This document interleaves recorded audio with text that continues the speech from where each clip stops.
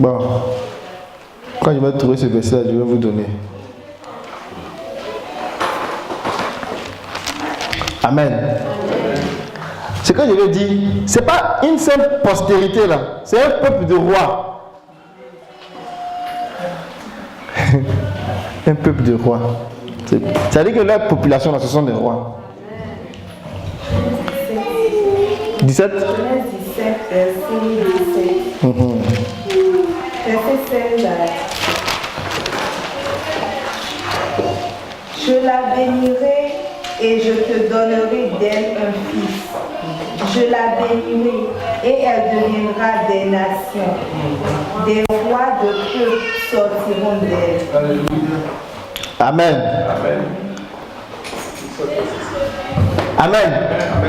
Donc, ce n'est pas une petite race, hein. C'est une race royale. Amen. Donc, la race royale, là, Israël symbolisait cette race royale pendant que Israël était royaume sur la terre. Donc, un roi en Israël, il n'était pas assis sur un trône humain, il était assis sur le trône de l'Éternel. David était assis sur le trône de l'Éternel. Donc, Salomon, quand il monte sur le trône, il ne monte pas sur le trône de David seulement. Il monte sur le trône de l'Éternel. Donc, imaginez-vous quelqu'un qui monte sur le trône de l'Éternel et il arrive là et il va commencer à adorer d'autres dieux étrangers. Ça, non, c'est terrible, ça ne fonctionne pas. C'est pour cela que tous les rois qui montaient là, il fallait qu'ils soient droits. Parce qu'ils n'étaient pas là pour un homme. Ils étaient là pour le Seigneur. Et dans la logique des choses, les rois qui devaient venir là, ils devaient être là jusqu'à ce que le Seigneur Jésus se révèle dans la chair. C'est la raison pour laquelle on insiste qu'il est fils de David. Parce qu'il est sur un trône. Pas sur n'importe quel trône. Amen. Le trône de Dieu. Amen. Israël était le trône de Dieu. Et Jérémie 17. Comment Dieu lui voyait Jérusalem.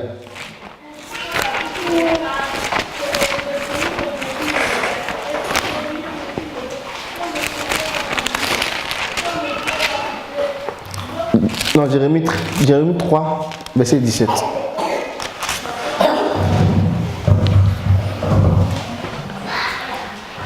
En ce temps-là, on appellera Jérusalem trône du Seigneur.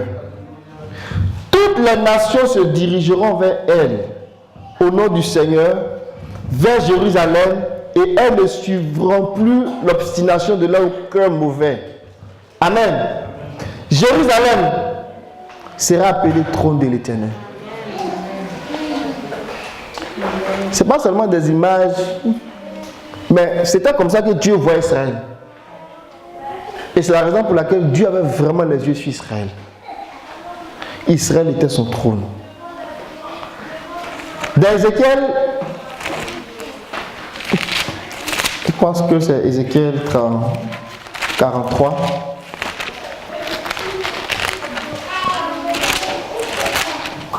Verset 7. Pendant qu'il décrivait la maison, la gloire de Dieu sur la maison, il me dit, humain, c'est ici le lieu de mon trône, le lieu de mes pieds. Amen. Et il parlait de la maison. Je demeurerai toujours au milieu des Israélites. La maison d'Israël et ses rois ne rendront plus impur mon nom sacré par leur prostitution et par les cadavres de leurs rois sur leur haut lieu. Israël, le trône de Dieu, le trône en Israël, le trône du roi était le trône de Dieu. Amen. Amen. David, de son vivant, il a appelé le prêtre, il a appelé le sacrificateur pour oindre Salomon. Et de son vivant, Salomon s'est assis sur son trône. Et il a même béni le Seigneur de ce que ses yeux ont vu son successeur. Amen. Mais tout ça, ce sont des images.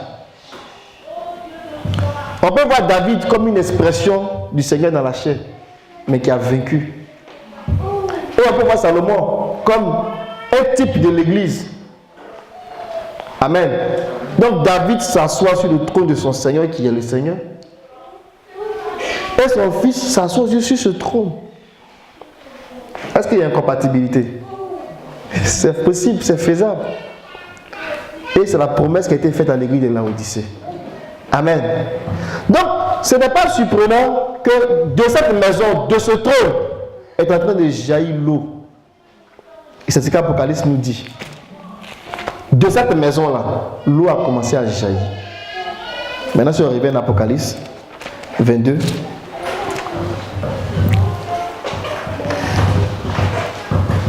Il me montra un fleuve d'eau de la ville limpide comme du cristal sortant du trône de Dieu et de l'agneau. Amen. Amen. Au milieu de la grande rue de la ville, sur les deux bords du fleuve, dont le fleuve avait comme deux bras. Le fleuve qui sortait du trône avait comme deux bras.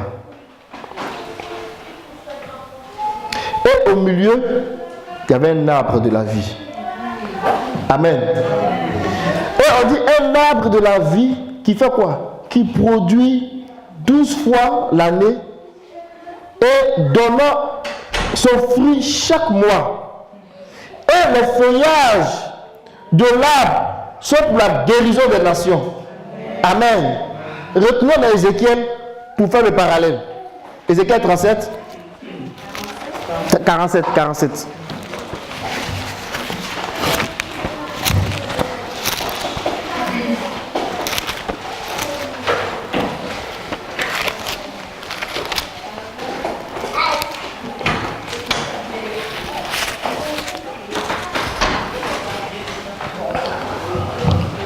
Si on fait le parallèle, on était arrivé dans Ézéchiel 47, l'eau était à la cheville, l'eau a monté aux genoux, l'eau a monté aux reins et il ne pouvait plus, ça l'a submergé.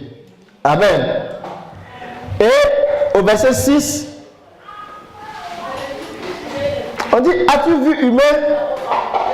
Il me conduisit et me ramena au bord du torrent. Mais le torrent là, c'est la même eau qui a commencé à couler, mais qui a gagné une intensité. Amen. Qui a commencé même à jaillir. Et il dit, quand il m'eut ramené, il avait beaucoup d'arbres au bord de chaque côté. Amen. La vision d'Ézéchiel là, les arbres que Ézéchiel a vus, qui sont au bord de l'eau, ce ne sont pas des arbres, ce sont des hommes qui sont arrivés à l'accomplissement, qui sont arrivés à la maturité. Amen. Des arbres qui sont arrivés à la maturité. Ces arbres-là, ils sont plantés près de ce courant d'eau-là, qui sort du trône. C'est là-bas qu'ils vont tirer toute la puissance, toute l'énergie, toute la capacité. Pourquoi? C'est un langage spirituel. Et le Seigneur dit que nous sommes les arbres. Il dit les gens qui travaillent pour lui, les sacrificateurs. Quand on parle de travail pour lui, ce n'est pas devenir pasteur et puis tu ne fais plus rien dans ta vie et puis dire non, tu travailles pour le Seigneur. Ce n'est pas de ça qu'on parle. On parle des gens qui ont donné leur vie, qui se sont abandonnés au Seigneur. Amen. Un sacrificateur, c'est celui qui fait des sacrifices. C'est celui qui a fait alliance avec Dieu par le sacrifice. Amen. Ce n'est pas quelqu'un qui, comme il n'est pas bon à l'école, il est fatigué, et puis il dit, bon, on dirait que moi-même Dieu m'appelait. Ce n'est pas de ceux-là que je parle.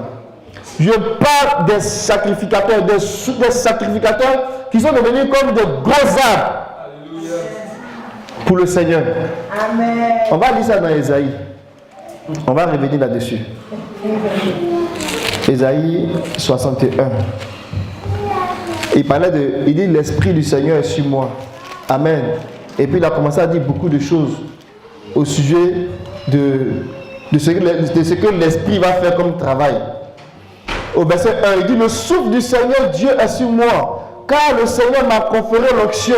Il m'a envoyé porter une bonne nouvelle aux pauvres, penser ceux qui ont le cœur brisé, proclamer aux captifs leur libération, aux prisonniers leur élargissement, proclamer le Seigneur proclamez pour le Seigneur une année de faveur, pour notre Dieu un jour de vengeance, consolez ceux qui sont dans le deuil, rétablis les gens de Sion, Amen, qui sont dans le deuil, mettre sur leur tête une parure splendide au lieu de la cendre, une huile de gaieté au lieu du deuil, un vêtement de louange au lieu d'un esprit qui vacille, afin qu'on les appelle, écoutez bien, afin qu'on les appelle térébintes de la justice, plantation du Seigneur, pour montrer sa splendeur. Térébintes là, qui sont les gros arbres, comme les chênes du Seigneur. Amen. Et quand vous avez au verset 6, de ces arbres-là, ce qui est rendu comme témoignage, on dit, mais vous, on vous appellera prêtre du Seigneur, officier de notre Dieu. Donc les arbres qui poussent auprès de ce torrent-là, ce sont des hommes qui sont arrivés à la perfection, qui sont arrivés à la maturité. J'ai même envie de dire, même l'esprit des justes parvenu à la perfection. Ceux-là, ils prennent leur source à travers cette eau-là qui sort du trône. Ce qui sortait de l'eau, ce qui sortait de l'eau qui sortait de la maison, c'est l'eau qui sortait du trône. On est d'accord avec ça? Ézéchiel 47. Puisque dans Ézéchiel 43, verset 7, il dit, ce lieu-là sera mon trône. Amen. Mais vous allez voir que cette eau qui a commencé à couler, elle va aller chercher d'autres arbres pour les conduire à maturité. Regardez la suite d'Ézéchiel.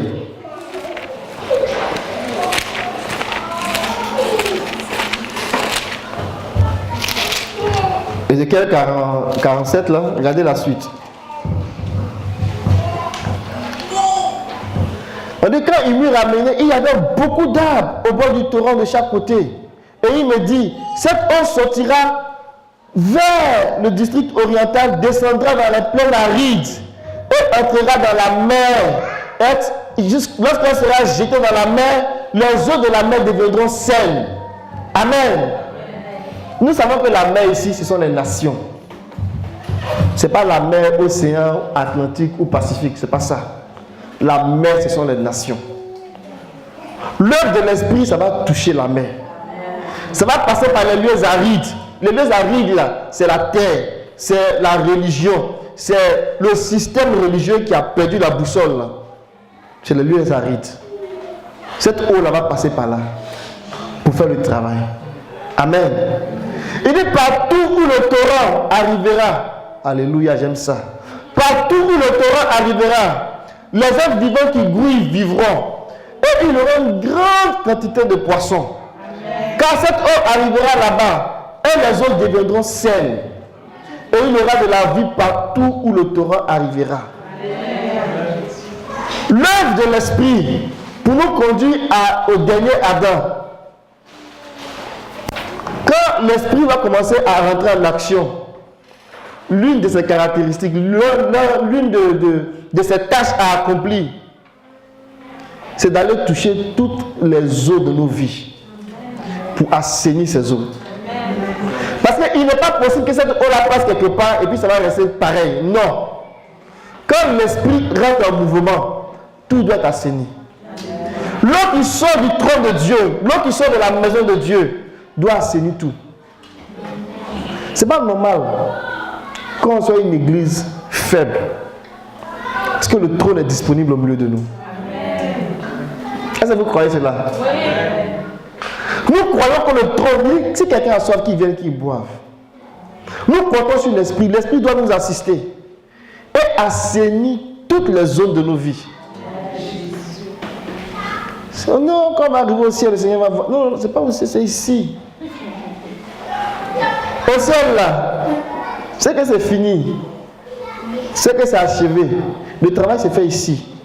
Et l'eau est disponible. Amen. Et la prière que nous faisons à Dieu, c'est de dire, Seigneur, pendant que l'esprit est disponible,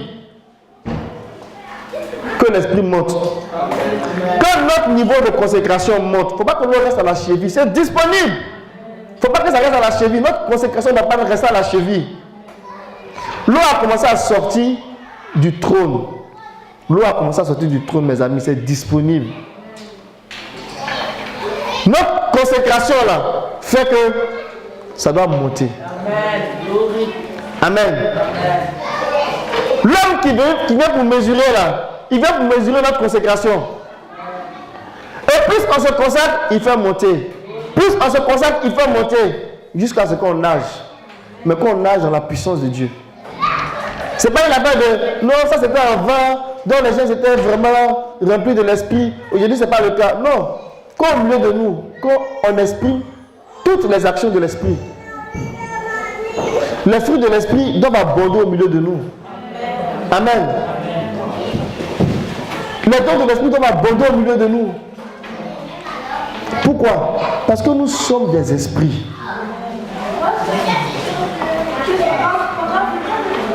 Lorsqu'un homme est charnel, j'ai envie de dire quelque part, c'est naturel, c'est normal qu'il marche selon la chair. Mais quand un homme est spirituel et qu'il marche selon la chair, il y a un problème. Parce que nous sommes esprits, nous devons marcher par l'esprit. Les actions de l'esprit sont disponibles. La Bible dit que l'esprit n'avait pas encore été donné parce que Jésus n'était pas glorifié.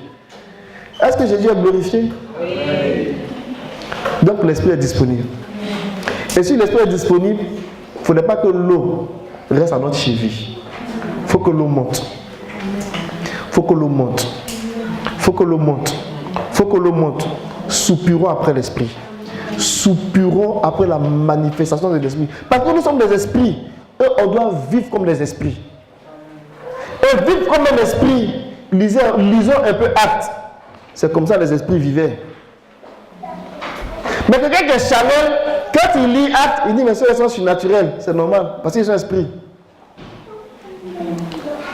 Mais si nous vivons comme l'esprit, on va trouver que cette vie-là, elle est normale. Elle est normale. On a besoin de l'esprit. Ce n'est pas une option. Pour dire, cette affaire-là, on va voir ça après. Si tu ne marches pas par l'esprit, tu ne peux même pas vaincre le péché. On ne parle pas de la mort, on parle du péché. Tu ne peux pas aller plus loin. Pourquoi? On va aller dans Romains. Romains 8.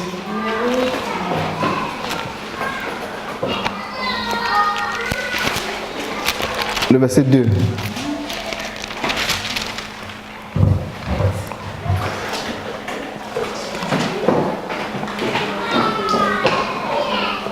Verset 2, verset 3. En effet, la loi de l'esprit de vie.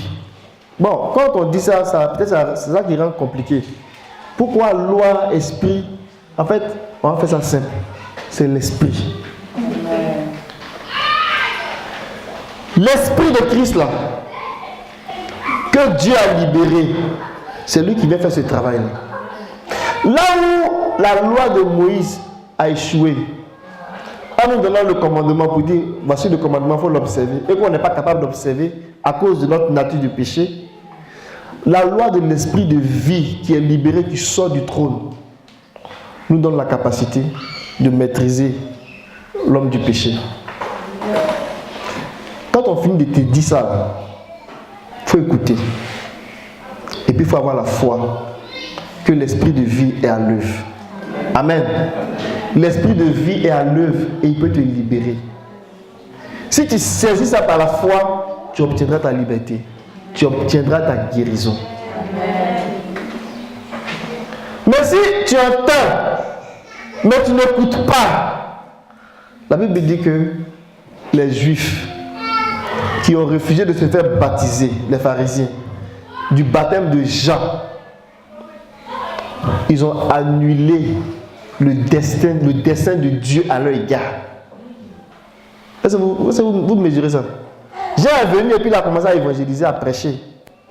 Tous ceux qui acceptaient le baptême de Jean, ça veut dire qu'ils étaient prêts à accepter l'évangile de Christ. Mais déjà quand Jean a commencé à prêcher, les gens qui se sont dressés, et ils ne pouvaient plus rentrer dans l'autre grâce. C'est la même chose. La parole est libérée, il faut écouter.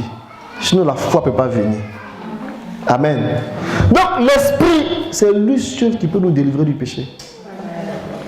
Cet esprit qui va commencer à nous délivrer du péché là, c'est le même esprit qui nous attend devant pour nous ressusciter des morts.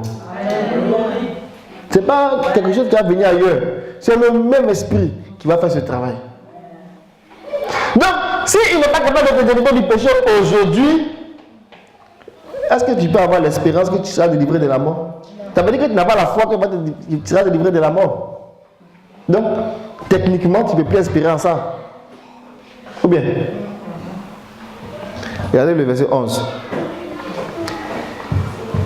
Et si l'esprit de celui qui a réveillé Jésus d'entre les morts habite en vous, celui qui a réveillé le Christ d'entre les morts fera aussi vivre vos corps mortels par son esprit qui habite en vous.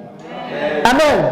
Donc l'esprit qui nous délivre du péché, c'est le même esprit qui nous attend devant pour nous délivrer de la mort. Donc on a besoin de l'esprit. On a besoin que l'esprit se manifeste en nous. On a besoin que l'esprit prenne le devant. On a besoin de laisser la place à l'esprit. L'eau est en train de couler. Et ce qui fait que l'eau monte, c'est notre consécration. Il y a quelqu'un qui vient mesurer à chaque fois. Quand il arrive, il dit, hey, c'est à tes chevilles. Ok, je reviens. Ta consécration, si elle n'avance pas, tu ne peux pas voir Dieu se révéler à toi. Amen. Mais quand il vient, et puis que ça monte, de la cheville, c'est passé au genou, ça commence à venir. Il va revenir encore. C'est passé au rein, ça commence à venir. Et jusqu'à ce qu'il te transporte et que tu commences à nager. Amen. On a besoin de nager. Amen. Parce que les gens nous attendent. Amen. Cette eau-là, elle doit être déversée dans la mer, dans les nations. Amen. Il y a de gros arbres même qui sont déjà au bord des rives là. Eux, ils sont déjà bien même. Les gens ont commencé à manger de leurs fruits. Pourquoi? Parce que ces arbres, la Bible dit qu'ils auront un feuillage vert et qui va servir de guérison aux nations. Donc, il faut qu'on devienne de gros arbres. Parce que c'est nous que les nations attendent. Il ne faudrait pas que l'eau reste à nos chevilles. Mais comment l'eau monte? Dans la consécration. Dans la consécration. Dans la consécration qu'on donne pour les choses du Seigneur. Mais si prier ne t'intéresse pas, lis même ta Bible ne t'intéresse pas, les choses simples ne t'intéressent pas, qu'est-ce qu'on peut faire pour toi? On ne peut rien faire pour toi. On ne pourra rien faire pour toi. L'eau est en train de couler du trône. Amen. L'eau sort du trône en train de couler. L'eau sort du trône en train de couler. Apocalypse 22.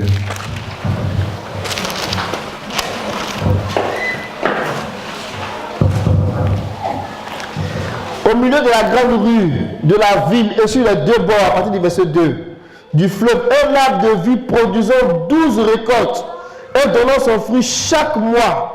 Les feuillages de l'arbre sont pour la guérison des nations. Amen. C'est ce que Ézéchiel aussi a vu. Retenons Ézéchiel. Ézéchiel 47.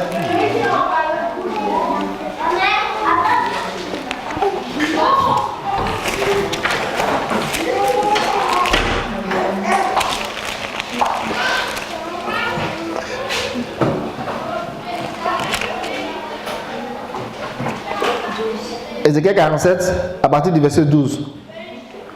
Près du torrent, sur ses rives, de chaque côté, pousseront toutes sortes d'arbres. Amen. Leurs feuillages se flétriront, leur feuillage ne se flétrira pas, leur fruit ne s'épuisera pas, car il donnera des primeurs, des prémices, tous les mois. Donc tous les mois ici, là. C'est ça, Jean dit 12 fois. Amen. Donc tous les mois, 12 fois l'année. Parce que ces eaux sortiront du sanctuaire. C'est parce que ces eaux-là sortent du sanctuaire, du trône de Dieu, que ça va produire son fruit. Et leur fruit servira de nourriture et de feuillage, et leur feuillage de remède. Dieu a choisi l'église. C'est l'église qui va bénir Israël. Et c'est l'Église qui va bénir les nations. Mais pour arriver à là, c'est l'Esprit qui doit faire son travail en nous. Mais pour que l'Esprit fasse son travail en nous, il faut qu'on collabore.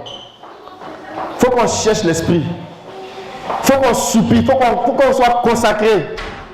Quand on laisse le Seigneur faire son travail, on va voir le Seigneur à l'œuvre. Amen. Ma prière ce matin, c'est de nous inviter à soupirer après l'Esprit. Parce que l'eau sort du trône, l'eau sort du temple, l'eau sort de la structure, l'eau sort de la parole, l'eau sort de la maison. L'Esprit est en mouvement. C'est disponible. Amen. C'est disponible. Si on se consacre, Dieu va le faire. Est-ce que nous croyons cela?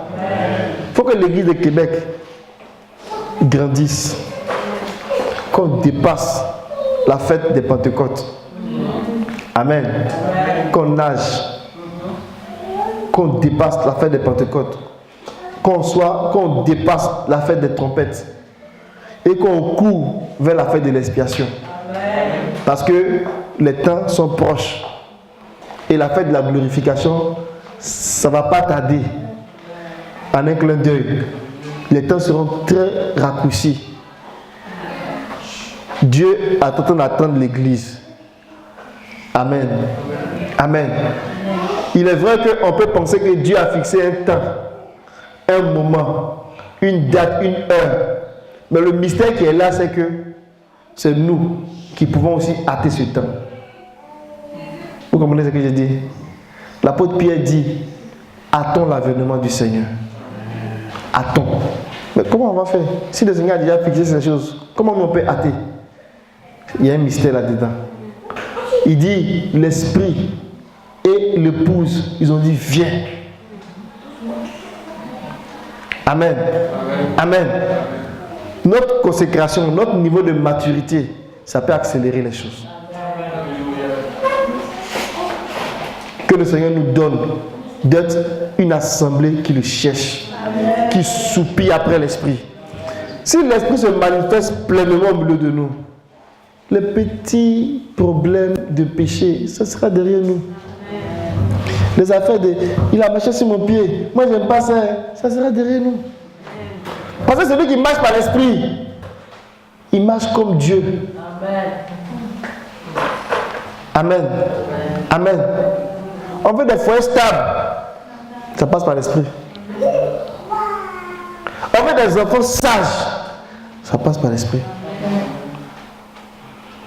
Des enfants qui vont te dire non, moi si je ne suis pas difficile, je ne vais pas avoir des amis. Donc je vais suivre mes amis parce que si mes amis sont difficiles, que je fais le difficile avec eux en classe, au moins j'aurai des amis. C'est grave. Les enfants qui arrivent à dire ça, c'est grave. Or, eux-mêmes, ils doivent contaminer les autres. Parce que la Bible dit que la mauvaise compagnie corrompt les bonnes mœurs. Que le Seigneur nous aide. Que le Seigneur nous fasse grâce. Et qu'on soit assis dans les choses du Seigneur. Qu'on soit consacré, qu'on aime le Seigneur. Dieu va nous bénir, Dieu va nous faire grâce. Les affaires qui sont bizarres, c'est par l'Esprit qu'on va les régler. Si nous avons une vie de prière, une vie de consécration, une vie de parole, de méditation, d'attachement à Dieu, nous aurons ce qu'il faut. Amen. Pour vaincre. Parce que c'est disponible. C'est vraiment disponible. Ne tardons plus, ne perdons plus le temps. C'est disponible. Ce matin, je voulais qu'on s'encourage. Je voulais simplement nous encourager pour dire que le don de Dieu qui a été promis est en train de libérer. Et il a commencé à libérer depuis que le Seigneur a été glorifié. Donc, rentrons dans cette grâce-là. Que le Seigneur bénisse sa parole. Amen. On va prier.